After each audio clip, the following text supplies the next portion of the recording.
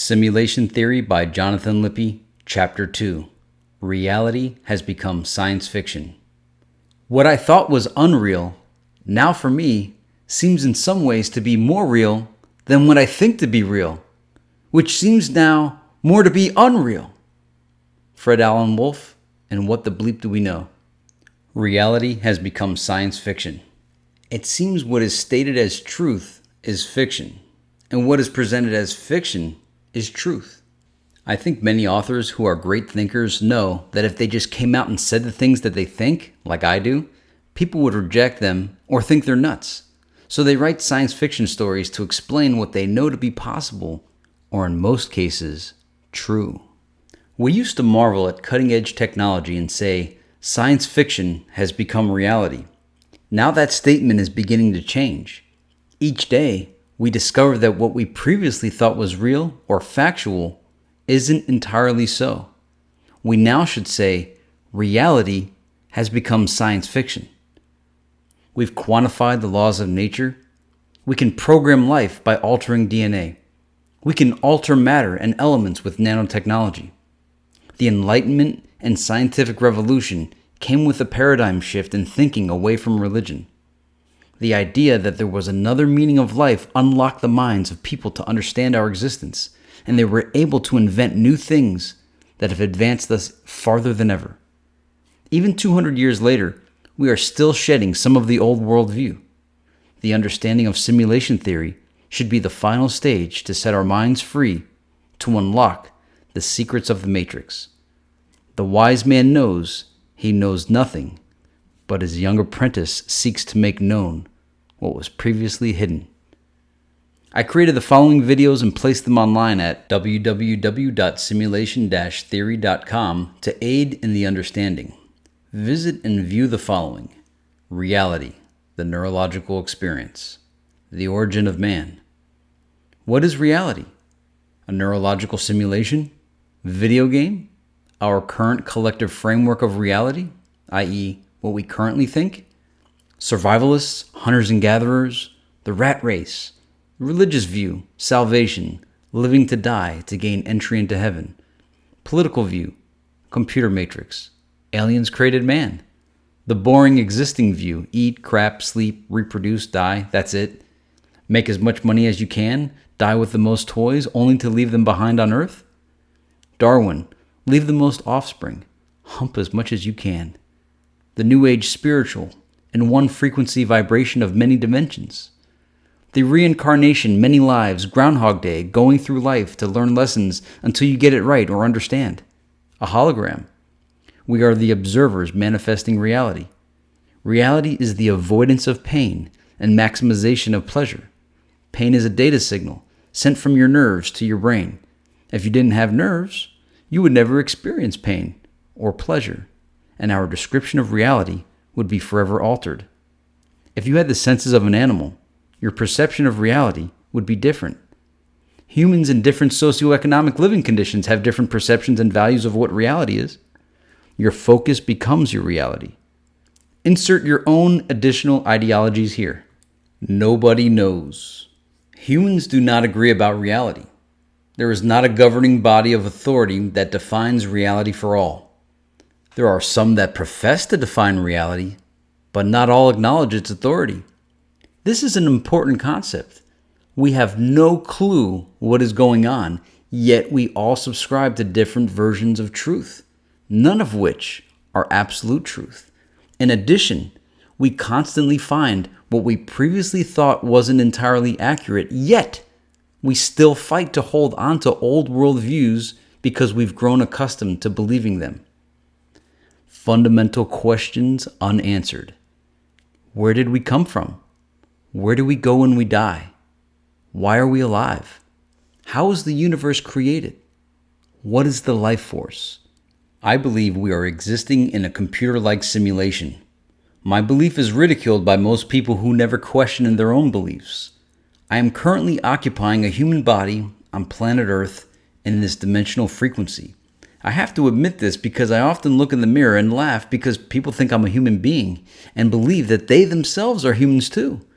Maybe they really are human and I'm an imposter alien who stole a poor, unknowing human's body and occupied it. Is the joke on me? Is this a big role-playing gag that we all play on each other?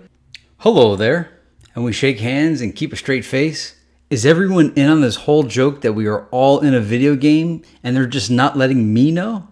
I ask this because when I share these ideas with people, I usually get strange faces made at me like I'm ruining the game, the charade, by acknowledging the obvious. Like, shh, you're gonna ruin it for the kids.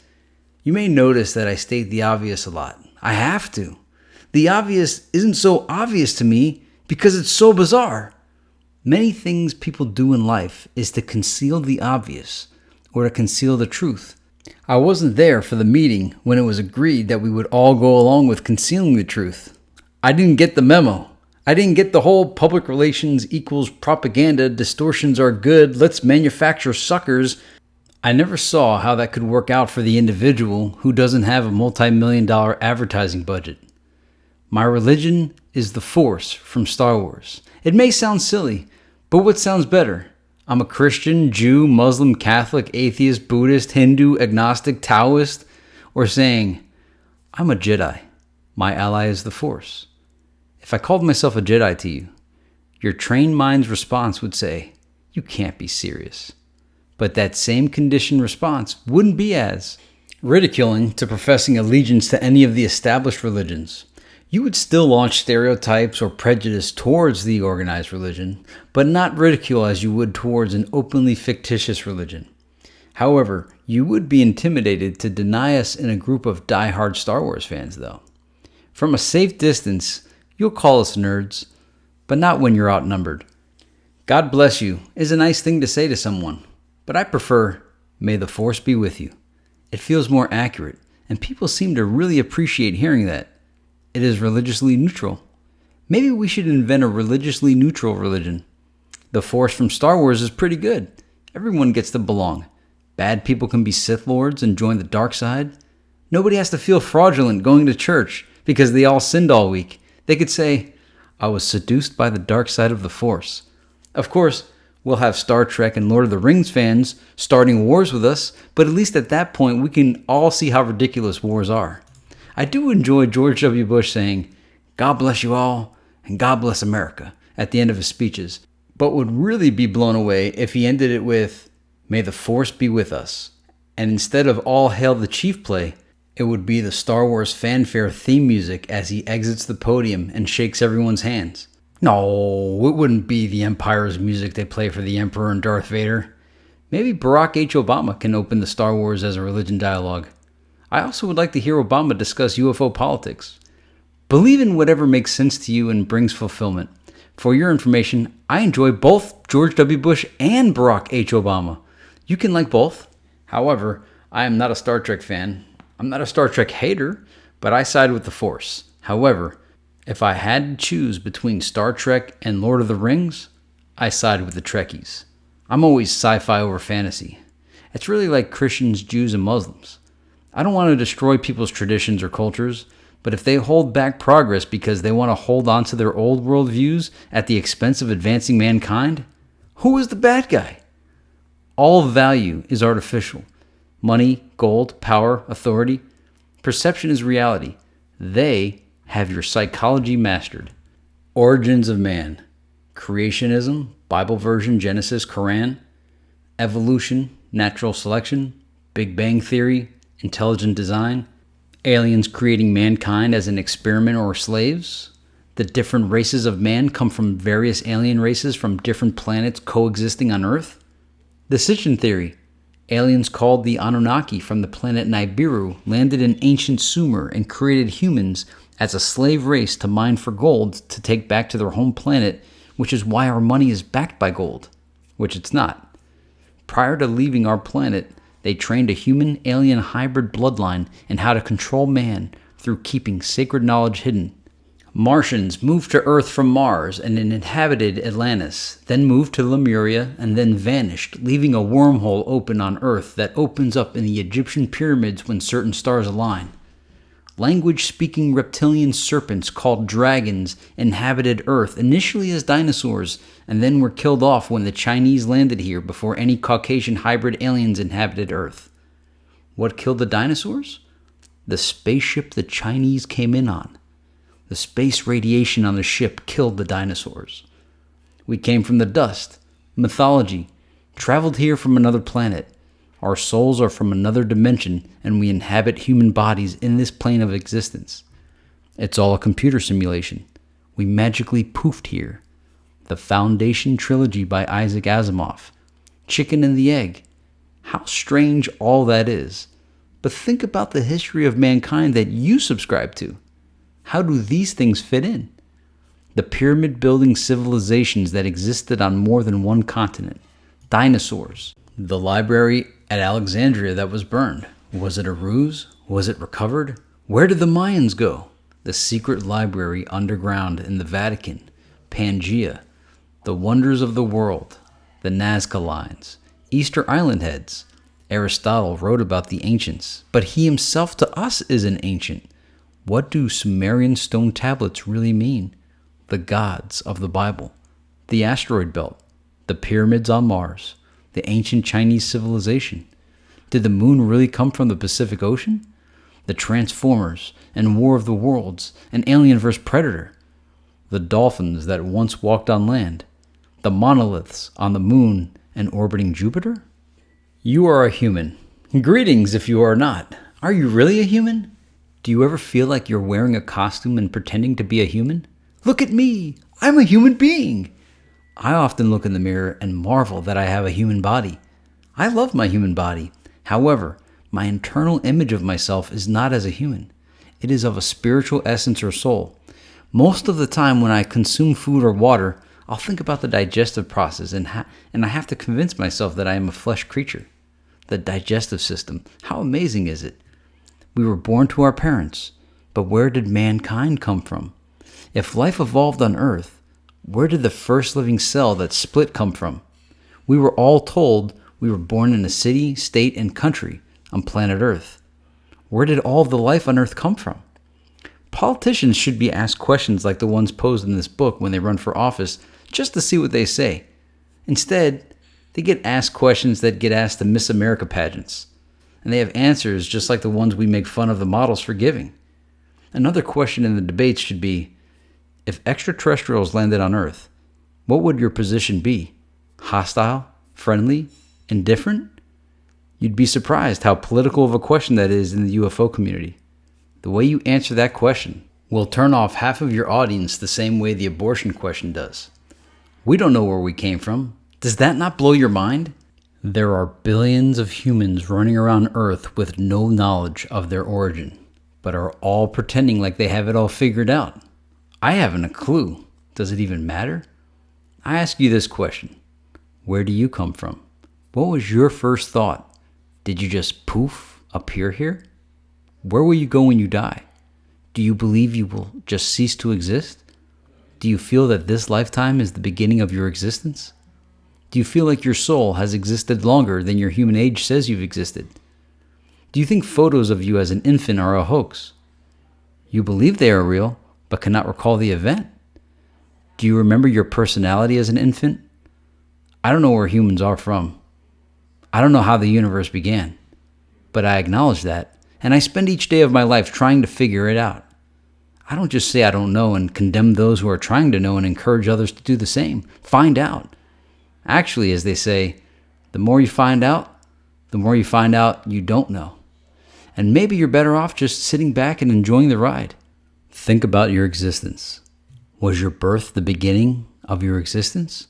Will your death be the end of your existence? When I think of not existing, that is like the saddest thought I could think of. Isn't eternal life better to believe in than just living and dying and that's it?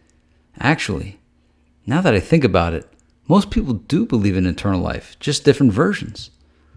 Now that we know we don't know, let's stop removing and adding curriculum to the school books based on political, religious, and corporate agendas and write all new ones that say, sorry kids, we have no clue.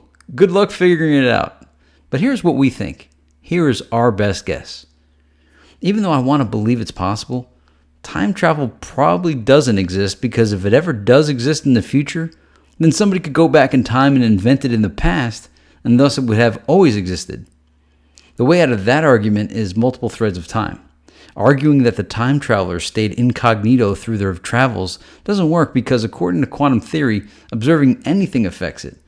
But then at the same time, maybe our wondering if time travel exists was planted here by the time travelers.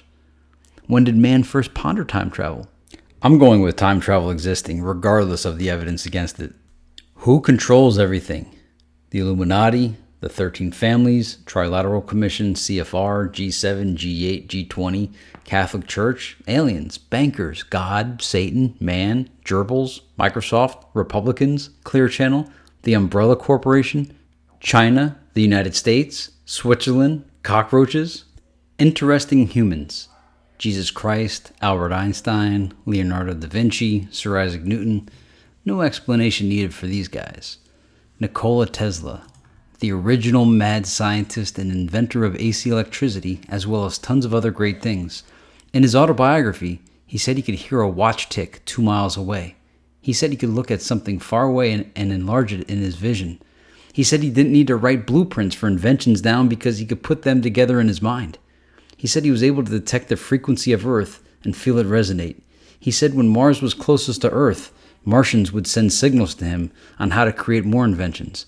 He was involved in creating the Wardenclyffe Tesla Tower that was designed to transmit electricity across the world wirelessly. He also built designs for a death ray, force field, and many other amazing things that if you have never learned about him, you should. He invented the 20th century. To me, he is probably the most fascinating person to ever live. John von Neumann invented part of the digital computer and wrote math books with really interesting titles. This is a totally fascinating person who seems to have had a hand in every secret project of the 20th century. People said he was really good at living, but terrible at dying. They said he couldn't comprehend the idea of him no longer existing in this plane of existence. Al Bielek said he didn't die when it was reported he died, and that he ran into him in the year 1983 when he traveled to the future from 1943, when he was in the Philadelphia Experiment Montauk Project. As made up as that story probably is, it is nonetheless fascinating to learn about. Look him up. You'll wonder why you've never heard of the guy. Ray Kurzweil. He is still alive and invents the future. Vision for the blind, hearing for the deaf, everlasting life for everyone, virtual reality, artificial intelligence. Everything that is really cool to me, this guy is the man behind it all. At least seems to be. Why he isn't celebrated as one of the greatest thinkers on our planet also is beyond me. www.kurzweilai.net. Kevin Warwick, the real-life professor of cybernetics and a human cyborg. Dannion Brinkley, died at least twice from being struck by lightning. He now has special abilities and an incredible story to tell.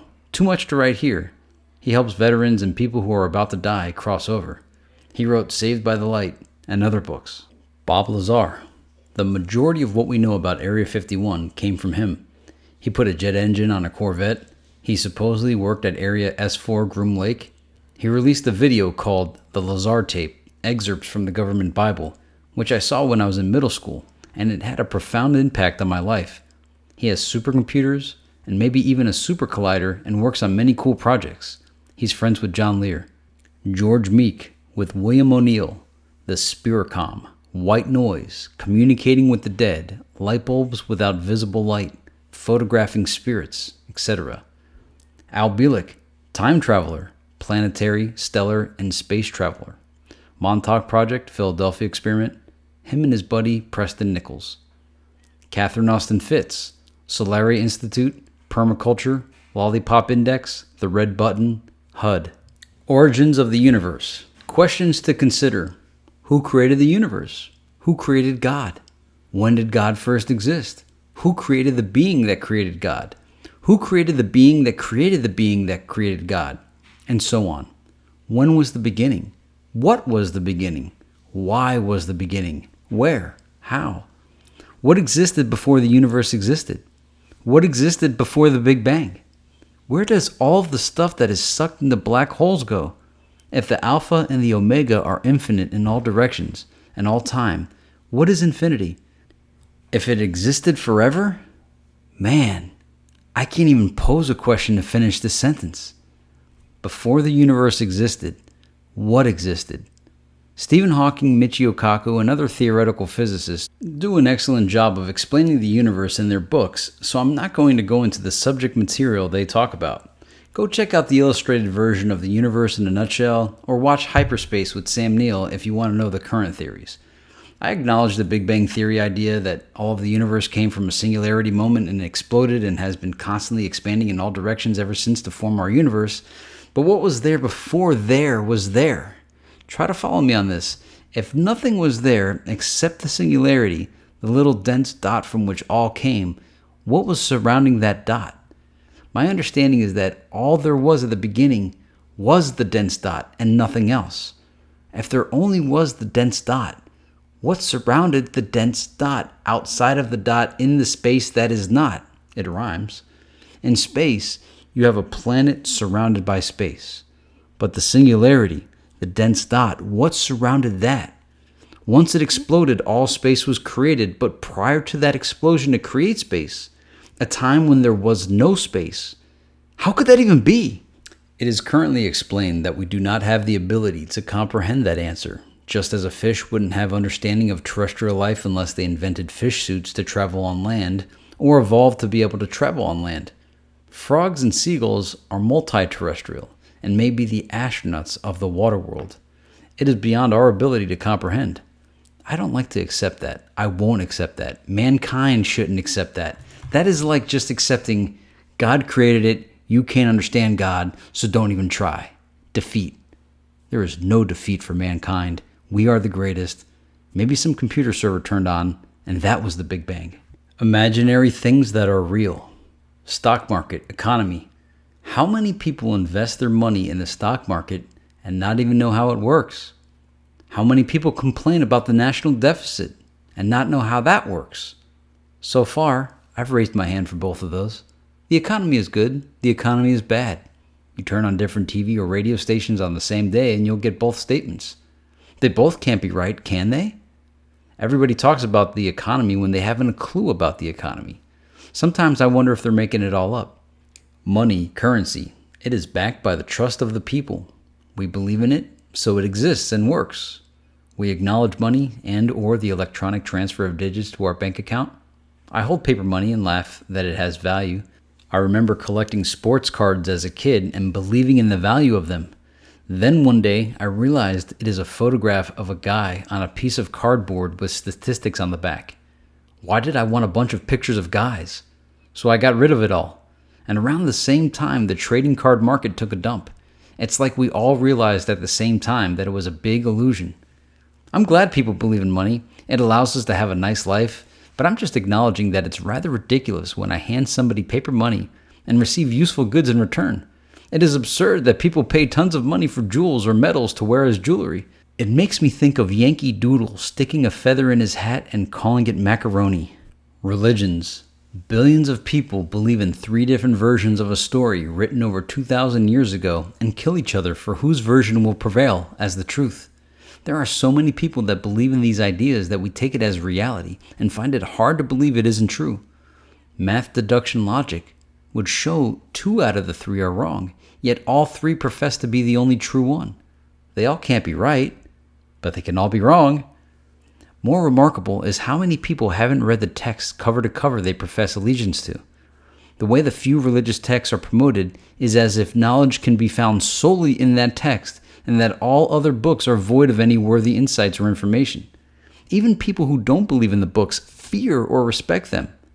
This is all marketing. Marketing sells us diamonds, religions, and everything else.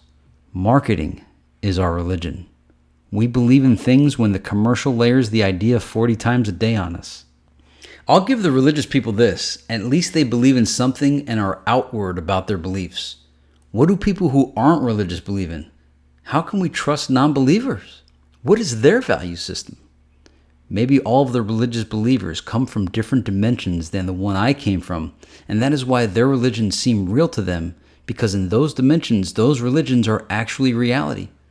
I consider the idea that we all come from different realms before we come here. That would explain why everyone doesn't remember the same thing I remember. Borders. Only physical borders like oceans, mountains, and lakes exist. The rest is an idea. You cross a line, and a whole new set of man-made laws and fees are in place. Time. I'm on the earth rotating around the sun. We experience time. But can you touch it? What the heck is time? Time. What a bizarre thing. It's incredible that we all meet up somewhere at the same time when we schedule it. Every time the moon orbits the earth, we get bills in the mail. Damn you, moon! I heard a king invented time in order to have something to police people with, without having to have actual police. Measurements. Well, I guess time is a measurement. I can't wait until we meet aliens and find out how they measure things. What if their yard meter is almost the same as our yard meter? How weird would that be if humans and aliens both created similar units of measure? Numbers, letters, symbols. We use these to explain a reality. With numbers and logic, you can explain reality to a computer. It is amazing. I can't read Chinese. I find it amazing that Chinese people can read Chinese. They probably think our alphabet is stupid looking and simple. I think theirs looks cool and complex. I'd feel happy if they thought our alphabet was complicated because that is how I feel theirs is, although I've never tried to learn it. It looks cool though, except that I saw a girl taking notes in Chinese in one of my classes in school, and it looked like a pain in the butt to have to draw so many pictures that fast. It just seems like too much work. Really? I don't try to learn it because I can't draw, and I've gotten by in life drawing stick figures. I wonder how many Americans have Chinese letter tattoos that really spell out something completely different than what they thought.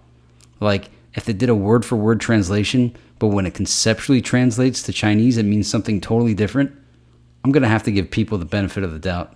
That if someone is going to put Chinese letters on their body as a permanent tattoo, they did the research. I bet most don't. Reality. It is not real. Oh, it's real. Just not the way we all think it is. Laws. Man-made laws don't exist. Oh, you'll go to jail if you break a law, but they don't exist. Laws of nature exist. Gravity exists. Man-made laws, though, they govern our lives. They govern what we believe we can and cannot do. And they are just ideas that are enforced with consequences. Language. We make fun of the cavemen for grunting, but that's how they communicate. Words. Can you imagine how much more we could all accomplish together if we all spoke the same language? If there were 6 total languages of the world, I could understand that because there are 6 inhabited continents, minus Antarctica. Anyone speak Antarctican? But there are thousands of languages, 4,000 to 6,000. How many man-hours have been expended to translation or computing processes used to convert? The Tower of Babel story is nice in the spirit of mankind being unified in one language and one purpose, to get to heaven as a team. God, or the controlling aliens, punished man by breaking our languages up and dividing us. Well, it's time to take the power back. Long live humankind! Let us unify our language back so we can all understand each other again, and let's build that Tower of Babel again and get to heaven this time. And when God, the aliens, gets mad again, let's talk back to him like Homer Simpson would say and say, "Listen, buddy, you've divided us long enough. It's time to let us rejoice in our conquest, our conquering of the universe you created. We won! Where is our grand prize?" And then God, the aliens, punishes us again with something 10 times worse as the first time, and we would have been better off just not listening to that crazy Jonathan Lippe, but grazing our pastures like the obedient livestock we are. We should all unite under the same second language. Nations keep their native language and learn a second language. We all learn the same second language. Since Esperanto is the international language, can we all agree to learn that one? I'll learn Esperanto if the other 6 billion of you learn it too, so we can all communicate. Let's show those aliens and God they can only divide us for so long. Esperanto for the rest of us, or some other language. I don't care what language it is, as long as we all agree on one. One nation under God, one planet under one tongue, indivisible to conquer any foreign space invader. And once we meet the space invaders, if they have tongues and voice boxes too, the ability to speak as we do, then let us create an intergalactic language and live in harmony with the space aliens. Ideally, we should all communicate with ESP. So as soon as someone figures out how that's done, let's do it. Mankind intentionally unlearned his ability to use ESP so he could lie. If we could all read each other's thoughts, we couldn't lie. Lying. Imagine a world without lies. Advertising in court would change dramatically. Many animals seem to communicate without a language. Maybe our ears just cannot detect it. That's just one more reason why language doesn't exist. Operating systems, software. You cannot physically touch Microsoft Windows. You could touch the CD-ROM, but you cannot touch software. It is intangible. You cannot physically touch software. Software is an idea. You can view it on a monitor, but the software itself exists in some bizarre separate realm. It is amazing how much software can control. I met a guy who wrote software instructions that caused physical machines' parts to move. It's amazing that a line of logic computer code, ideas that are not physical, could cause a physical machine part to move. This happens all around us all the time and we take it for granted, but the reality of it is so incredible. It is a physical reaction with nothing physical causing it. For instance, we could light a match and get a flame. That's a whole different kind of amazement to me, but it's a chemical reaction and we were able to touch the parts that caused it. Writing lines of code in a computer language, executing the commands, and then having something happen. It's like we're gods bringing ideas to life. I would love to ask anyone who worked on the latest John Madden football video game. So, if you guys pop the game in your system, set the game for CPU versus CPU, do you know who is going to win the game? If they respond with no, how freaky is that? Although, I guess the same could be said for any RTS game. You enter the variables and then watch it play out. It's a simulated God experience. Marinate on that. Software. What is software? Where does it exist? Should we add the realm of software to the known dimensions of existence? Authority. Things only have power that we acknowledge. The news. It's so fake. Read the book 1984. The news leaves behind false information about our time period so people in the future can conduct research and pull up news articles that are false and present it as an accurate document from the past. Citing sources. Why is it that if you cite some sources, those are okay, but citing others is not? They train you to accept their version of reality from their reality makers in school and force you to cite sources, their sources. Sci-fi technology today. The Fabber, Fab at Home. It's a device that allows you to create anything you want, like in the Jetsons. You put in raw materials, a CAD design, and then it turns into anything. I know it sounds hard to believe. Look it up. It exists, but not for the masses. Stealth B-2 bomber. Batman's plane. Declassified. It is so hard to believe that thing is even real, that humans made that plane so many years ago. To me, it is the coolest looking machine ever made. Imagine what kind of stuff exists today in secret black projects. I think at this point it doesn't even matter if alien spaceships crash landed in Roswell, New Mexico in 1947. With or without their help, we can make really cool flying objects. Most UFO sightings were probably this thing, the TR-3B and the Aurora. Thank God it belongs to the United States. International Space Station. As you read this, there is a space station inhabited by humans orbiting Earth. They have been rotating humans in there since 2000. The Russians had the Mir space station in orbit from 1986 to 2001. So as Earthlings, we've had humans living in space for 21 years. Think about that. Mars Pathfinder. Landed on Mars in 1997, 2 miles from its intended destination. It has been there for about 10 years now. Apollo 11.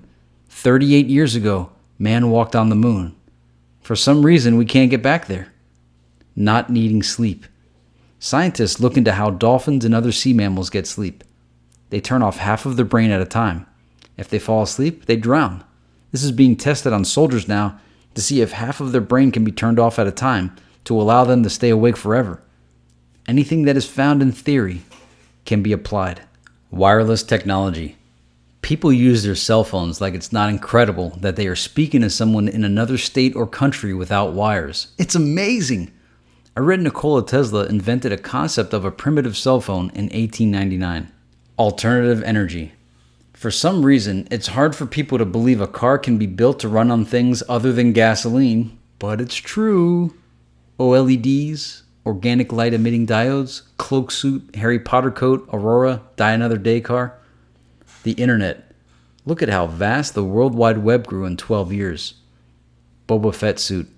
Soldiers have most of the Star Wars movie technology. IPv6. Everything can have its own IP address, including your toaster. Invisibility. Look it up on Wikipedia. The theory is there.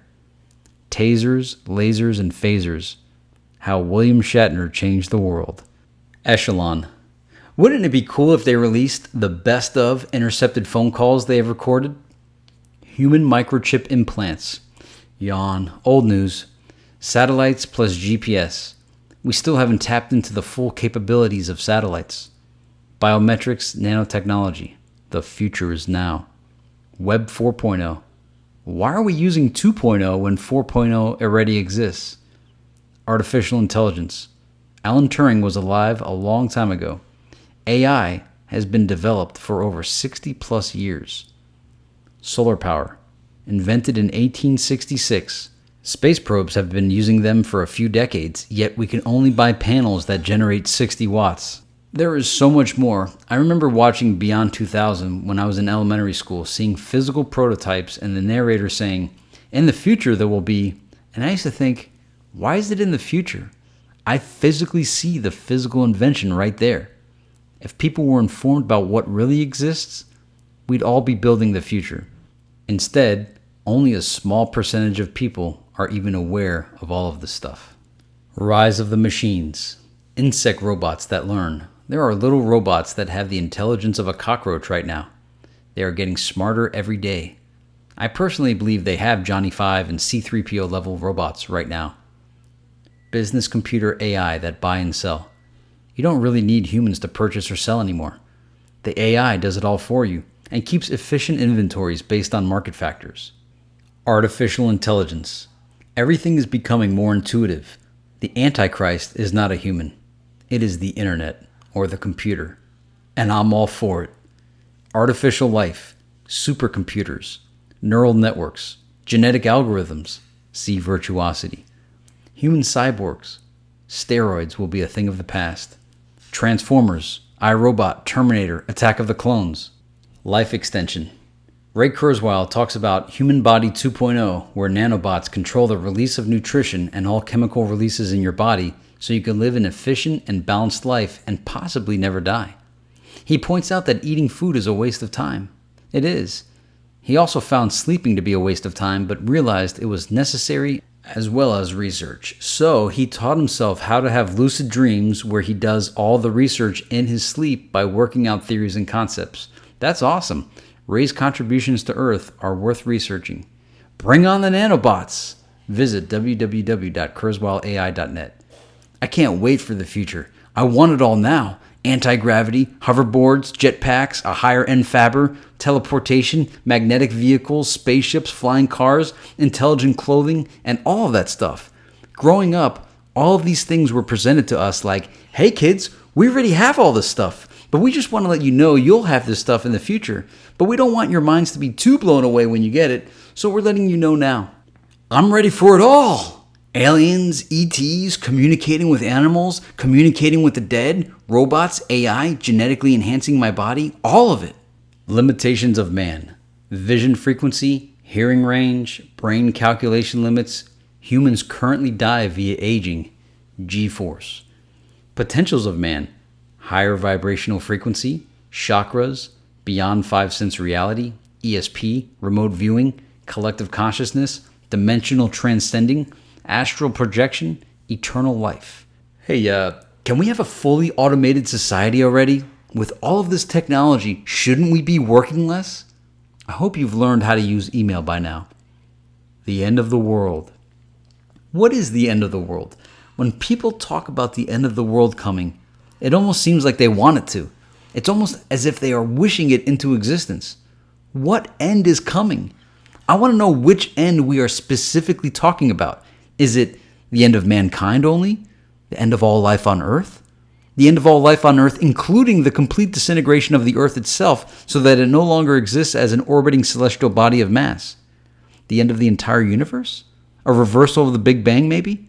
The end of the entire universe, including multiverses and other dimensions. The end of all of the above except the two theoretical existential realms of heaven and hell, of which I will be judged based on if I do exactly as the human sales representative instructs me to do, say, and believe, and only if I'm a true believer, and if and only if I happen to be one of the lucky ones selected. My odds for being one of these lucky people are increased with my lifetime obedience to this person, and all those affiliated with them, including the frequent donation of my money. God needs money, I guess. A rogue comet, planet, or asteroid hitting Earth? The return of a prophet, your choice of which one or ones, aliens, to strike down with wrath upon all the human gamers who were just trying to have a good time and didn't want to waste their quarter life worshiping somebody else. Maybe they're talking about the United States or capitalism. I don't know. The fall of mankind, apocalypse clock, nuclear weapons, money, the almighty dollar, overpopulation, disease epidemic, exhaust fish supply, strained soil nutrients for commercial gain in the rat race, rise of the machines, the dependence on machines to aid our lives, and the eventual takeover of the machines. Humans are inefficient to the equation. Since the beginning of time, man has been throwing rocks and weapons at each other. Greed, power, alien takeover, air or water poisoning, asteroid impact, pole shift. The Mayan calendar supposedly ends on December 21st, 2012. I've looked at their calendar, and I have no idea how it works. I guess we'll find out in 5 years, won't we? 2012 is the last doomsday left that I know of. We survived Y2K and 666 and 777. Global warming, 35,000-year cycles, or whatever it is. 6 million ways to die, choose one. Return of the dinosaurs. The rise of mankind. Automation, genetic engineering, nanotechnology, world peace, utopia, the internet. Space travel, global connectivity, free energy, alternative energy. What is our worldwide cause like in the movie Star Trek First Contact? Do we have a worldwide cause? What are we collectively trying to accomplish as humans? We're all working against each other. Even as Americans, we work against each other sometimes. When we begin to work together, even greater things will be accomplished. How to meditate. This is a technique I found by accident. It worked once, and I've never had a reason to try it again. If you feel you need to meditate, this should work. Find an area you feel safe in, preferably outside so you can feel at one with nature. Sit there, relax, take a few quality breaths, and then proceed to think about what the concept of nothing means. This sounds simple, but it's not. Start like this. Okay, what is nothing? No, that's something. Nothing is something. How can nothing be nothing when nothing is something? What is nothing? Maybe your mind then begins to think about outer space. Then you say, no, outer space is something. Even if it's empty space, it is something. And realize that outer space is in fact something. It isn't nothing. Space is something. Thus, it isn't nothing. Then ask, what is that which is not? What is nothing? Take your mind to where or what nothing could be. How could there be nothing? Keep drawing your mind into what it means to be nothing. If you continuously keep searching your mind for the essence of what nothing is, your hands should start glowing and feel slimy with electrostatic. This happened to me. It was incredible. It lasted for a couple of minutes. If this seems unbelievable and you need some scientific proof of this, you can look up ball lightning on Wikipedia. Ball lightning is not what I experienced, but you could see that a similar strange phenomenon is possible. What I experienced was a glow around my hands that felt gooey, like slime, but it was static. Static glowing slime, if you could imagine that. So try it out. This is an artist's rendition of what I saw in my dock emanate from my hands while meditating. It didn't look quite like that, but kind of. My hands were glowing, and it was staticky and gooey. It was slimy, but staticky, and it was all around my hands. It wasn't quite like this looks like a star or like a sun. What I saw was more like, I don't know, like an essence. It wasn't an aura, but it was this golden energy stuff. I don't know how to describe it. And this concludes chapter 2. Author comments years later. Well, first, let me say the light on my hands. I do have a video on my channel. It's the Fifth Insight Experience the Mystical, something to that effect. So look up, it's under the Celestine Prophecy, the Fifth Insight. There's a playlist for it. So if you want to know about my meditation experience and the stuff that was around my hands, go check out that video. Now, keep in mind, again, this book was published in 2007 and then a second time in 2009, but to write it was between 2002 to 2007. So that's why some of the technology ideas seem fairly dated. That's why you see George Bush in there, and then I think I threw Barack Obama in on the re-release in 2009 since he had just became president. I enjoyed reading this chapter. It kind of stands the test of time. It's still interesting. The questions proposed are still good questions to ask, especially if you haven't been introduced to this kind of questioning. I could see how this chapter might have turned some people off.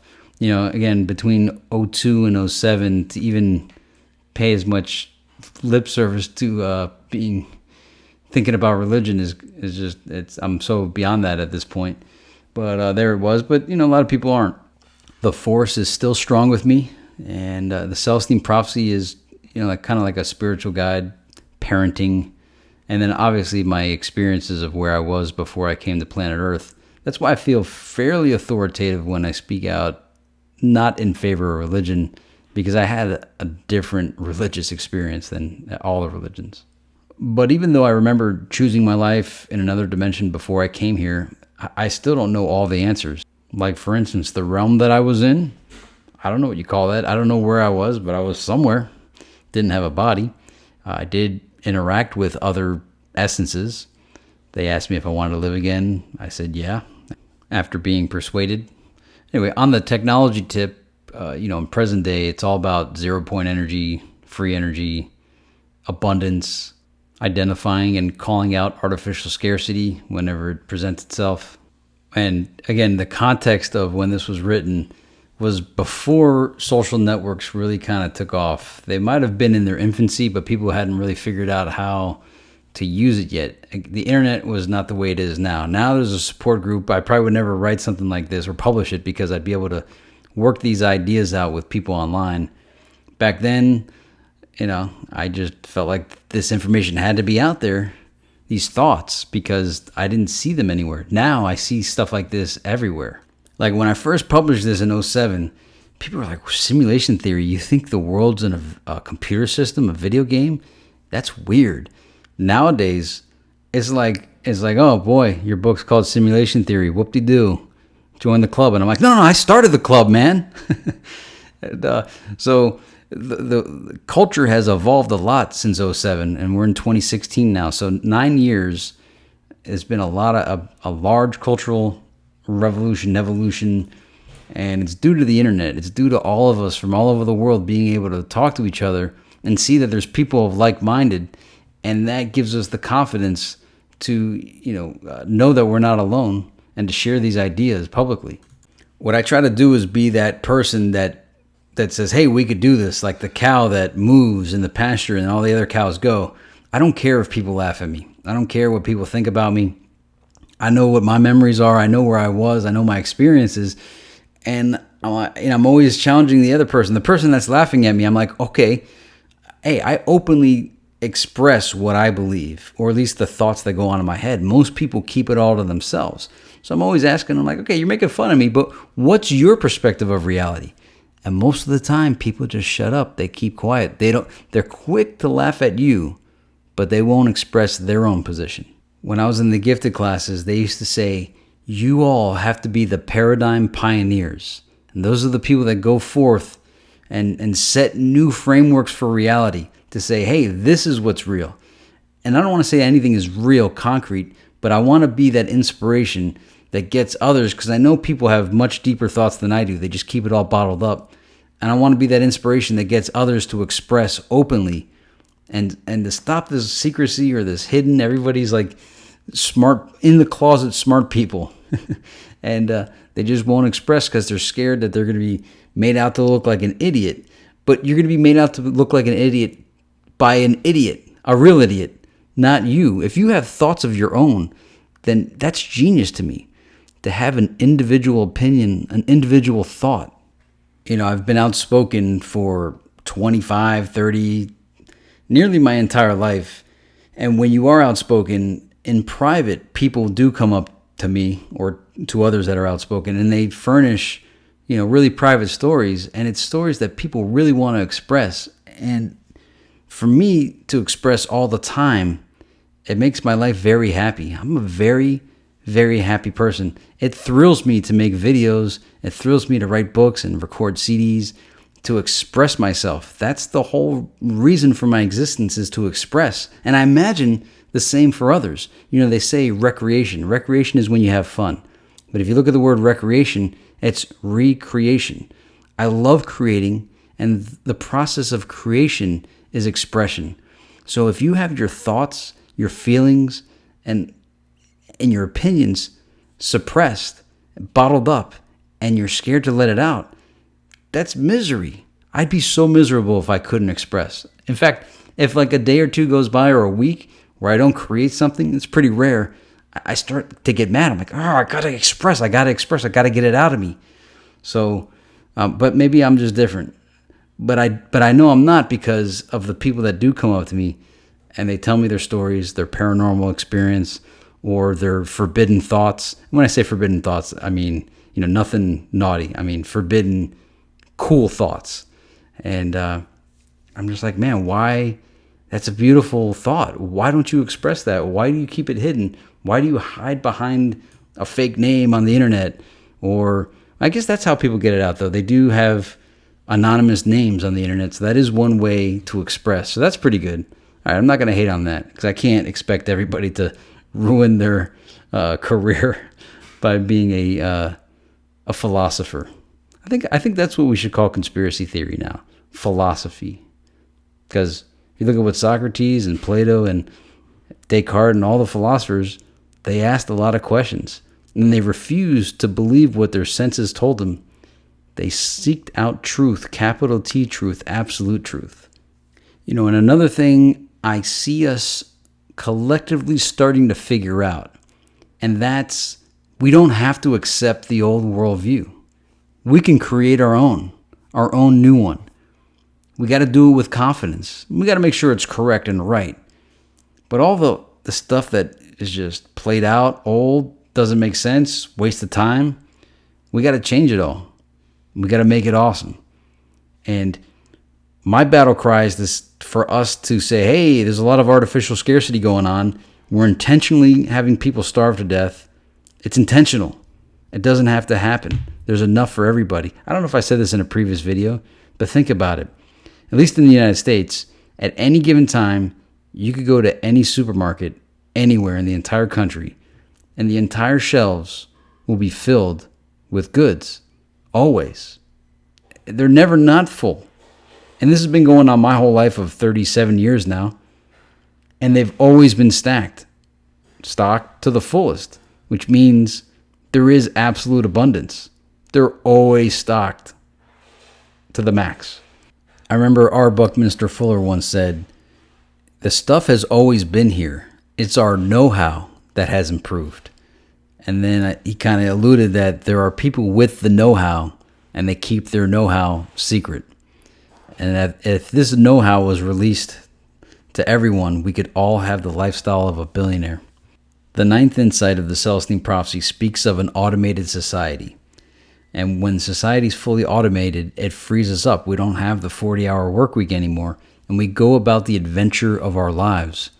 And it completely transforms society. So I might be naive in believing in utopia, but I still think it's possible. Now, this chapter is called Reality Has Become Science Fiction. And that title actually was given to me by somebody else when I was having a discussion with them of all the neat new future tech that I had discovered and found out about, and also all the conspiracies I had found out about, and how everything was like upside down, opposite world. And they said, wow, it's like reality has become science fiction, like it reversed itself. And I was like, that's really cool. I like that. That's going to be the subtitle to the book. Reality has become science fiction. Or, maybe it was virtual reality, or I don't know. It was something that kind of threw everything into question. But anyway, that's the end of chapter 2. I thank you for listening. Thank you for watching. Subscribe if you haven't already so you can be informed when chapter 3 gets released. And I'll see you next time.